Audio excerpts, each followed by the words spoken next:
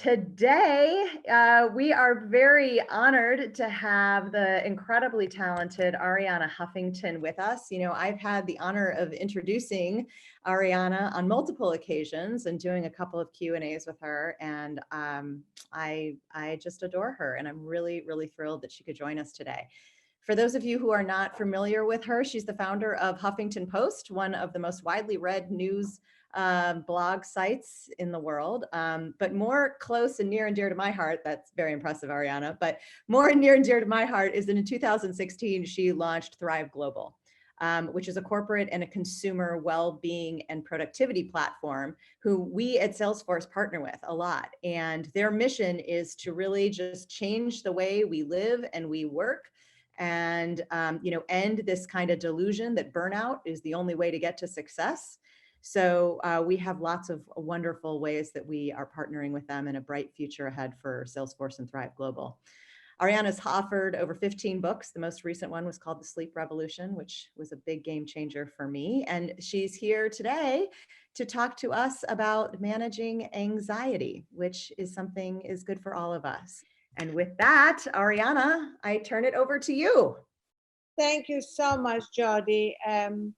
I am really happy to be here with all of you, even under these very difficult, trying circumstances. I want to make sure I'm looking at the right place. Right now, I'm looking at Jody. Is that where I should be looking, Joy, or should I be looking more to the right? Or I think right there. That's it. You got it. Right there. That's great because that's it. Great. So I feel that these times are both incredibly trying. And so anybody who is going through anxiety, please don't think this is abnormal. It's completely normal. And the first step is to totally acknowledge it, but also that we have opportunities and steps we can take to help us get back to our own center. And really, the work that I've been doing in the last few years, and that started really with writing the book Thrive, and I want to offer a free PDF to everybody who wants it, because Thrive was really about the recognition that we all have in us this place of peace, strength, wisdom, and harmony. Like most of the time, we are not there. And especially during a time like this, we are not there more and more because we are legitimately anxious about our health, the health of our loved ones, financial stress, are we going to have our job, an enormous amount of anxiety-provoking triggers. But nevertheless, and I want to start with that because it is the key to dealing with anxiety, we need to realize that according to every religion, every spiritual tradition, every major philosophy, if you don't believe in any religion or spiritual tradition, it doesn't matter. Every philosopher has said the same thing, that that place exists by virtue of our birthright. So the question really in normal times, and even more important in times like of crisis like this, is to find the ways to course correct and get back to that place as fast as we can. So it could be almost like an aeroplane. You know, if you talk to any pilot, you know, an aeroplane flies off course more than it flies on course, but they have an impeccable course correcting mechanism. So it's off course, on course, off course, on course. How can we create that mechanism in ourselves? And it all comes down to micro steps. As Jody knows, at Thrive, we're obsessed with micro steps because big changes start with tiny little steps. And in the middle of so much that overwhelms us, we need things that can empower us. And micro steps can empower us. So everything I'm going to suggest is really tiny. But by doing it regularly every day, it's going to really dramatically help with the levels of anxiety. And let me just start by mentioning 3 of my favorite micro steps. The first that actually you have been mentioning in your social channels, and Mark mentioned it in his tweet, is simply breathing, consciously breathing. I can see Jody doing it. If we can all do it, just take a conscious inhale and a conscious long exhale. One more time. Inhale, exhale.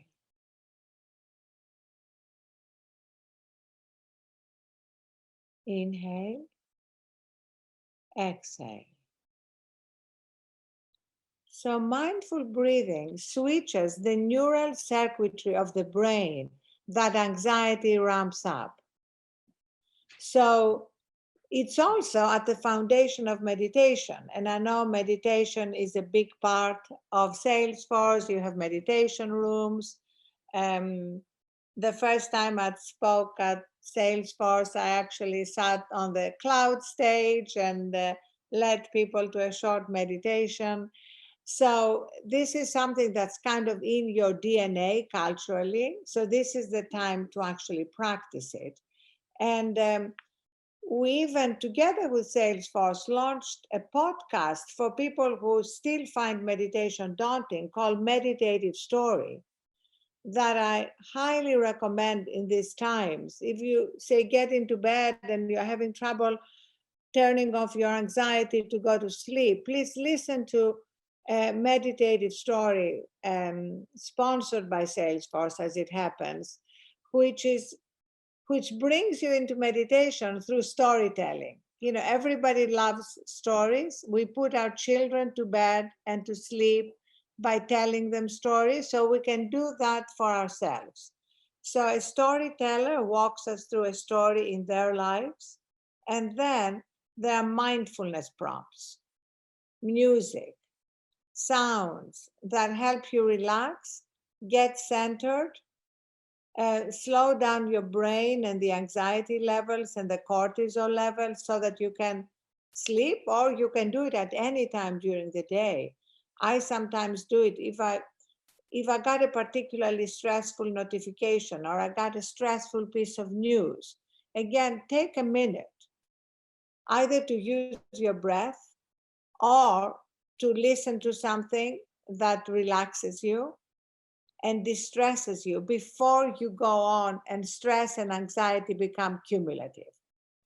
That's really what we are trying to avoid, the cumulative nature of stress and anxiety. We are not going to avoid anxiety and stress. These are going to be part of the new normal, but we don't have to live there. We can transcend them. And then this will become an amazing muscle that we have built that will transform our lives when we return to normal times. That's really the extraordinary thing of these times. Everything we should be doing now is something we should have been doing at all times. But now it's not just a nice to do, it's an imperative. And I made that sweater that I'm wearing, which actually is the motto of Thrive. And our chief brand officer, who was at the Huffington Post with me for 11 years, Danny Sher, and now with us at Thrive, gave me this sweater as a gift. And it says, onward, upward, inward. So everybody, I'm sure here who is listening knows about onward and upward. I'm sure part of why you have successful careers and have gotten where you are at Salesforce is because you have mastered onward and upward. But inward is also incredibly important. And during normal times, it's very hard to prioritize it because we're so incredibly busy and there are so many demands. When now we have an opportunity to practice inward, and actually we absolutely have to. We have to in order to protect our sanity and reduce the levels of anxiety that otherwise become another epidemic. You know, we have the physical contagion, but we can also have a mental stress and anxiety contagion if we don't take active steps. So I mentioned micro step number 1 around breathing. There is actually another breath, a technique, if you're feeling particularly stressed, that, believe it or not, the Navy SEALs use it. And it's called box breathing. And it's 4, to the count of 4. 1, 2, 3, 4, exhale. 1, 2, 3, 4, inhale. 1, 2, 3, 4, hold. So it's to the count of 4, inhale. To the count of 4, hold your breath. To the count of 4, exhale. So you can either do the very simple breathing that we did at the beginning, or do the Navy SEAL box breathing. You can Google it, and which has been proven to be particularly important in particularly stressful circumstances. So the second micro step has to do with grounding ourselves in the present moment. Again, everybody talks about that in spiritual traditions. You know, Thich Nhat Hanh and the monastics, when I was at Dreamforce a few months ago, were talking about it constantly. But now we just have to do it. Because if we don't stay in the present and we keep projecting our negative fantasies about the future, our anxiety is going to escalate. So let's ground ourselves in the present moment. One of my favorite quotes is Montaigne, the French philosopher, who said, "There were many terrible things in my life, but most of them never happened." So a lot of the negative fantasies we are going through in our heads right now, let's assume for the moment are not going to happen. They are not based on any factual information. We are just negative fantasizing. And the third thing is gratitude.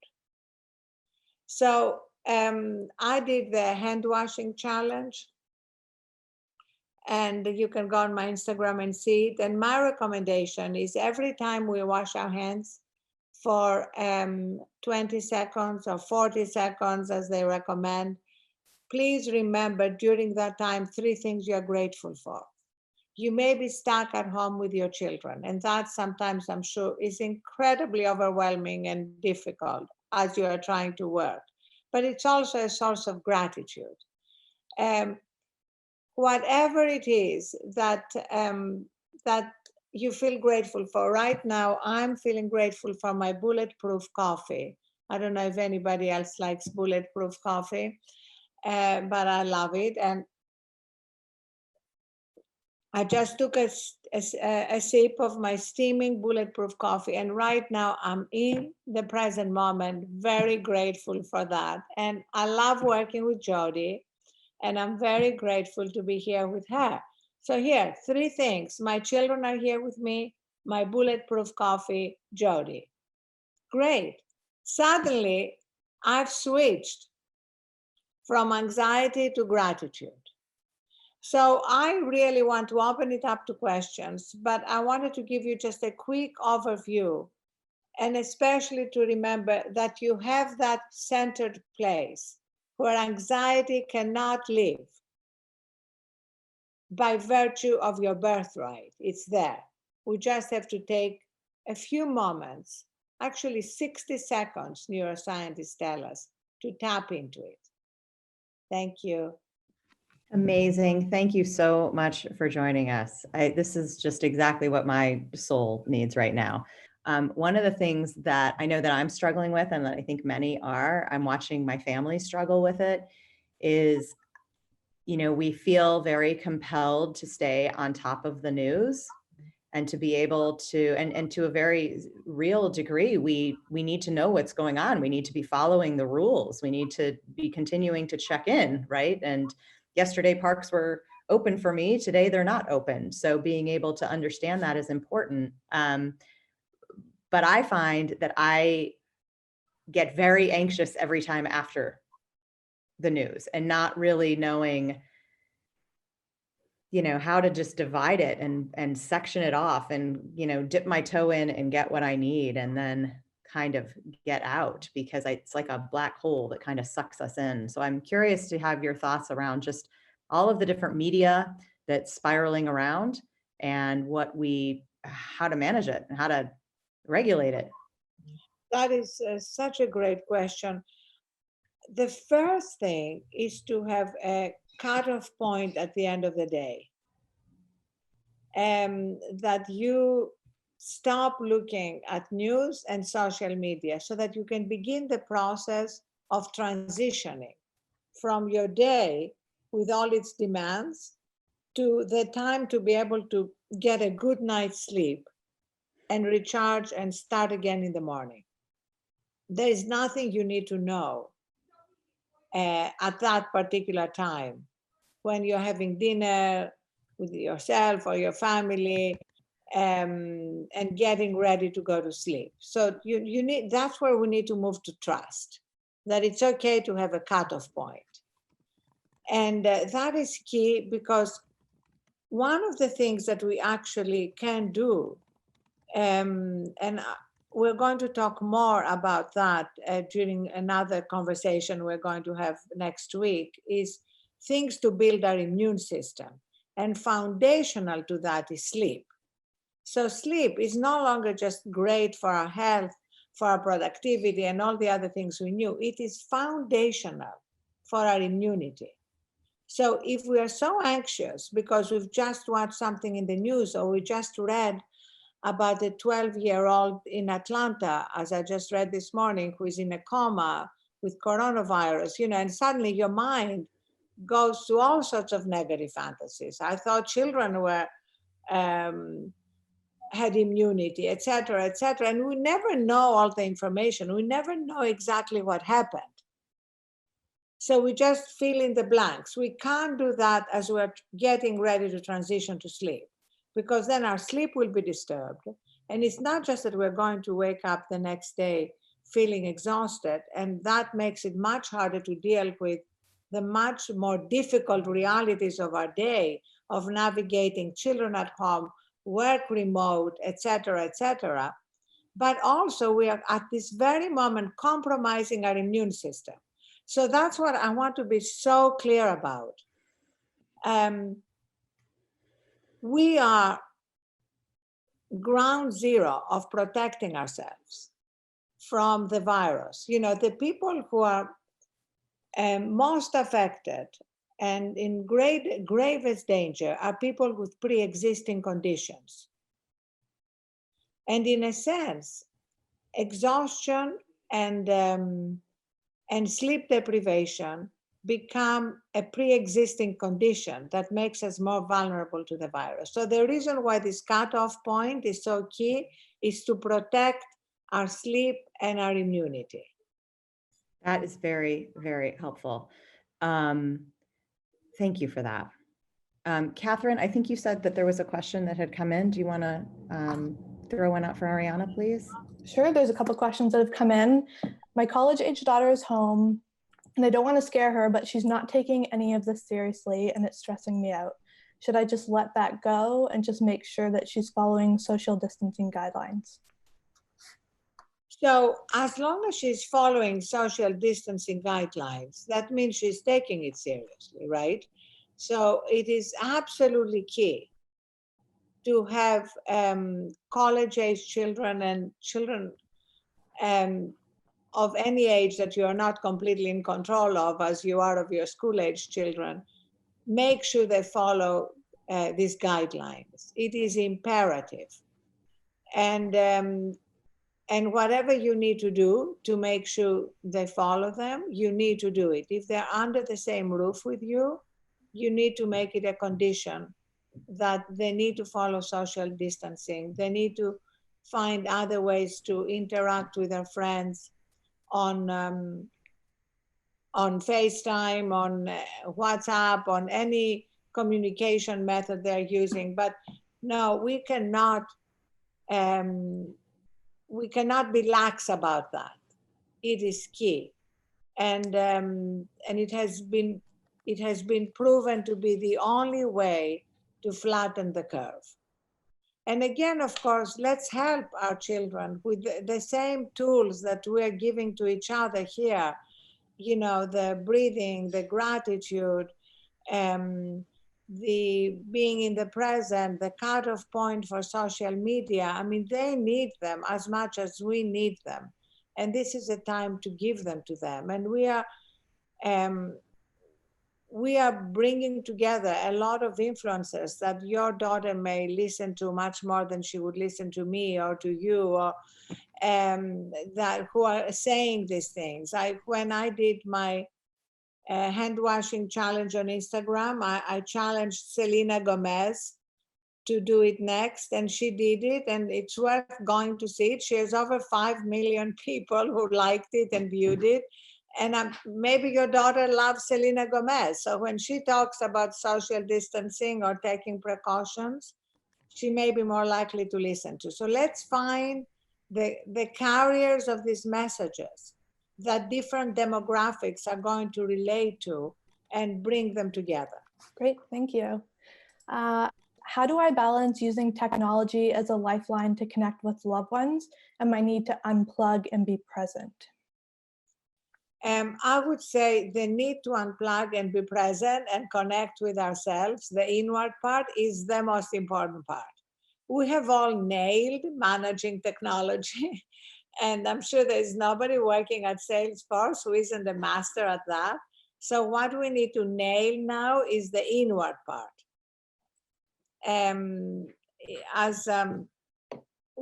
Somebody posted on Instagram yesterday, if you can't go outside, go inside.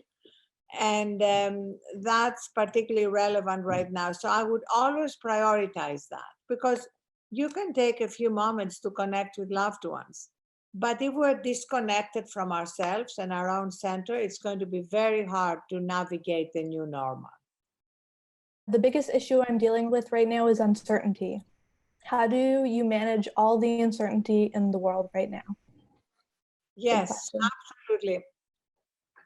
Uncertainty is the main condition of the times we're living through, and it's not going to end anytime soon. But then it helps us realize that uncertainty is really a pre-existing condition for life.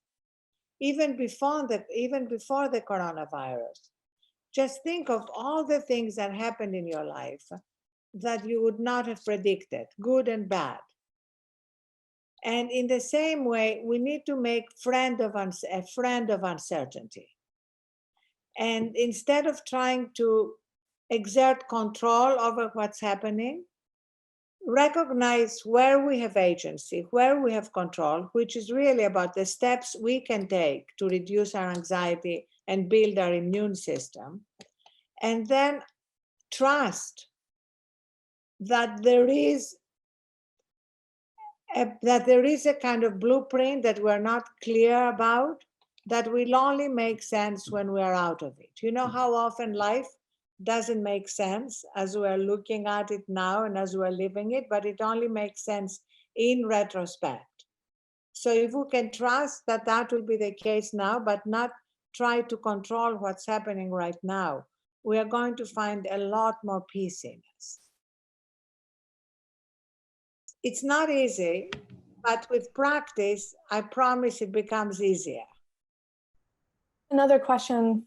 There's feelings of anxiety and being overwhelmed at these times, especially when the kids are at home because all the schools are closed. What kind of tips do you have for any parents who are home trying to balance the kids with everything else? Yes, so we actually have a lot of micro steps for working from home, which we can send to you. But it's obviously particularly stressful if you have young children out of school. If you're in a more confined space, I mean, I have friends who are both partners working from the same space and with young children.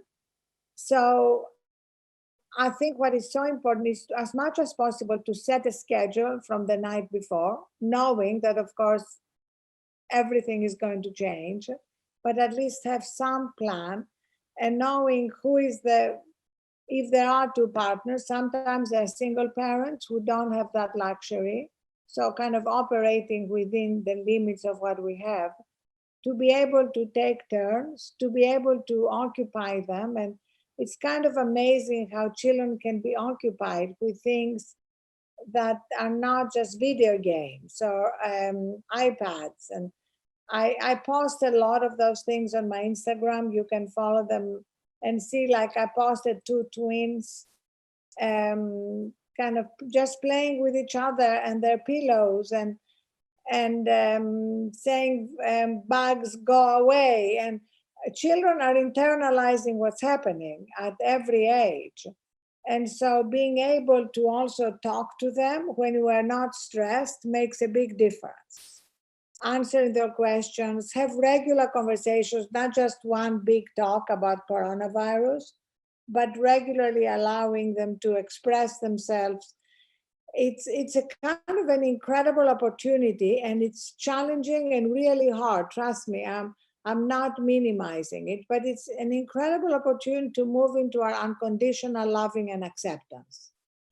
And all of us who have a perfectionist tendency need to abandon it. My house has never looked more of a mess. I saw a level of dust suddenly as I was walking by, and I thought, oh my God, we really need to clean up this dust.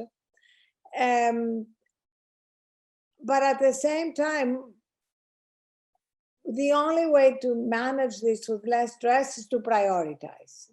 These are the balls we are not going to let drop, and other balls will drop. Great, thank you. I have another question. What has your daily routine been like in quarantine? And what is your advice for people who are hyper extrovert who feel suffocated being isolated and inside? Beautiful. So my personal routine is to kind of, get out of my PJs right away before I start working. Not just when I'm doing Salesforce webinars, but I have so many friends who don't get out of their PJs. And I think it's good to dress as though you're going to work. I would go to my office in a sweater and jeans. I have friends who really dress up, even though they're in their home office. Whatever makes you feel my work day is starting.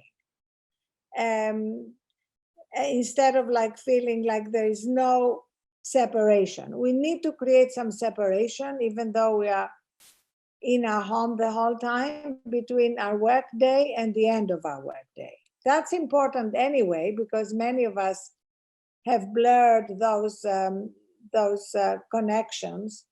But we need to, it's even more important when we are all working from home. And the other question was, there was another question, right? About the extroverted nature and like, what are you doing with all this energy and you're cooped up in your house? So actually, and that may sound paradoxical, whether you're an introvert or an extrovert, this is a good time to learn to go inward, even for 5 minutes. Don't think of it, oh, do I have to do like half an hour meditation? No. Just take 5 minutes to be still and go inward. Don't worry about your mind chattering or anything it's going to. If you don't want to do it without some help, we've launched Meditative Story in partnership with Salesforce. Highly recommend it. I think we're sending some links to your teams. It's really a way to get into a mindful meditative space through storytelling, because we all love stories. So as we're listening to a different story in each podcast, we get mindfulness prompts, sounds, music. It's super calming and relaxing, and it helps us go inward, because truly the only way not just to survive, but to thrive through this period is to tap into that place inside ourselves. Otherwise, truly, we're going to freak out. So remember, I'm sorry, it's like it's Okay, hurricane, no, find the eye, find the eye. but do it like 5 minutes a day. Remember, we call our micro steps too small to fail. Too small to fail. Too small to fail. Like you can't fail. If 5 minutes of stillness or meditative story or not being an extrovert is too long, do it for 2 minutes. Whatever works for you, and then you begin to build. And then we need to be extroverts digitally. If you are living alone, FaceTime your friends, create. I have a group of girlfriends who are setting up a Zoom cocktail hour tonight. Kind of get creative. There are so many symphony orchestras and museums who are offering online tours and online concerts. And so arrange to go to that concert digitally with your friends. Let's get creative. Let's get imaginative. It's a little bit like being children and making do with whatever has been given. Well, and we are now going to be practicing this every morning, every afternoon in these Be Well Together series. So I think, one step at a time. I was taking a couple of notes while you were speaking, and I really loved the 3 micro steps, right? Just start with breathing. Remember that negative things don't always happen. What was that quote again? Can you repeat that quote? All the negative things in my life. Montaigne quote, there were many terrible things in my life, but most of them never happened. I love this. I love this. I know we only have 3 minutes left, Jody and Catherine, and I really wanted to give some resources to Please. people that Thank they you. can go to at any time. Thank you. First of all, thriveglobal.com, which is our media platform, that's all we're covering.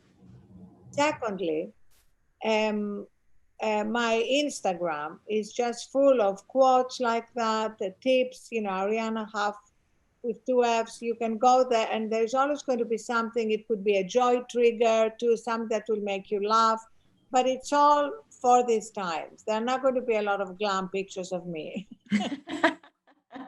Or anyone at this point in time. or anyone, yeah. And tons of stuff in stories about how people are coming together, what people are doing. And also, in half an hour, we are launching a big campaign together with the Harvard School of Public Health and CAA, the Creative Artists Agency, for first responders, who are the frontline healthcare workers. And we'd love you to go there. It's first responders first. It will be live in half an hour. And that's where we can also find help for our anxiety by giving and helping others. And the people who need us most are the frontline healthcare workers, who are really, we call them the first responders of this crisis.